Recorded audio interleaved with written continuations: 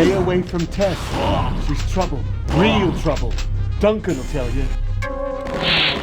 Except, Duncan ain't what he used to be.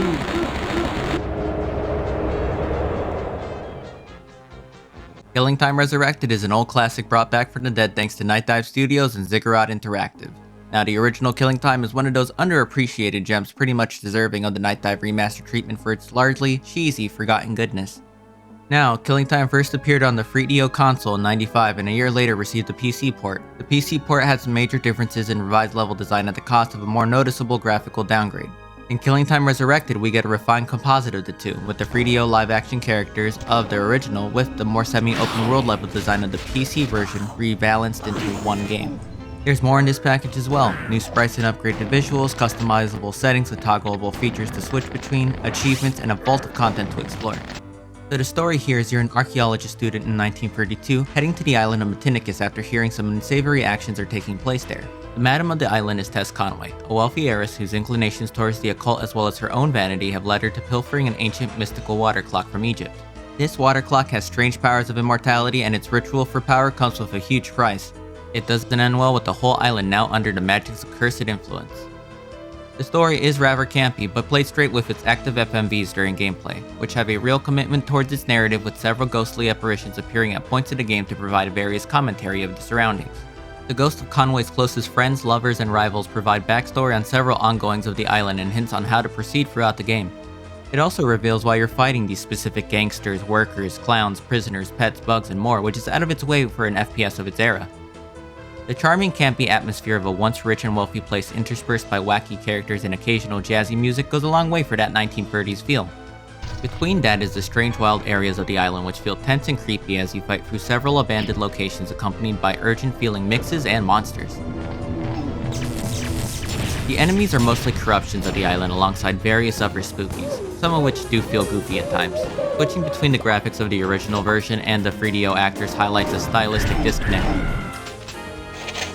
As for gameplay, you are equipped to the teeth with pistols, a crowbar, a flamethrower, a Tommy gun, molotovs, and a nuke-type bonk weapon that'll destroy everything on the screen. There's even some magic abilities thrown into the mix as you collect more Egyptian artifacts and winged vessels scattered across the island. Although there are pretty helpful abilities included in there, they're pretty superfluous. I don't even think the game ever actively recommended me to use them ever. The island is pretty big and holds plenty of secrets, but your main objective revolves around collecting several key items which aren't always apparent. The runtime of this game is sort of bloated as a result in an initial playthrough. You can really get lost finding specific keys for locked doors and areas and having to backtrack around, which is a hassle. Remember that you can save anywhere and use that damn map because you'll need it. Come close to me, let's play a game. I'll give you a clue you think of its name, and then look for the object, and when it is found, you'll be one step closer to leaving this ground. As for puzzles, there's nothing that deep aside from getting from point A to B in different level layouts or interacting with specific objects. It's nothing too difficult.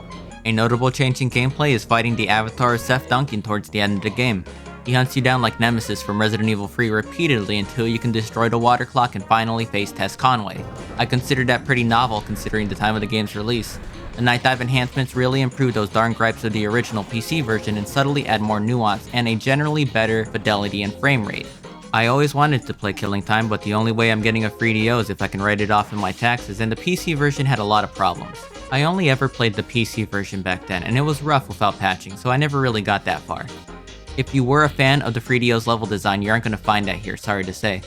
This game does attempt to streamline both of them to be less claustrophobic and overall remove some needless guff, and it does a pretty good job. The game by itself is pretty campy once again, and it's not easily gonna impress those with modern standards and sensibilities. I mean, if this doesn't sell you at least a smidge, I can't blame you, but hear me out, it's got flavor.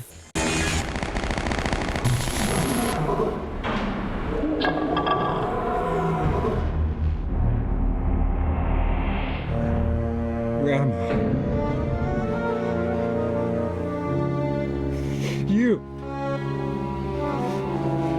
I should have killed you when I had the chance. The main game and the game's vault should definitely be explored. All the content, behind the scenes, and more fill out this package quite nicely. I wish more games would go out of their way for this kind of stuff. So yeah, all in all, this is what Night Dive does best for obscure classics. It makes it totally worth it for Resurrected as a game. Look out for it on a sale and consider it as an option. I recommend it. Did you like what you see here? Did you play Killing Time Resurrected? Let me know in the comments and stay tuned for more at Sup Repo.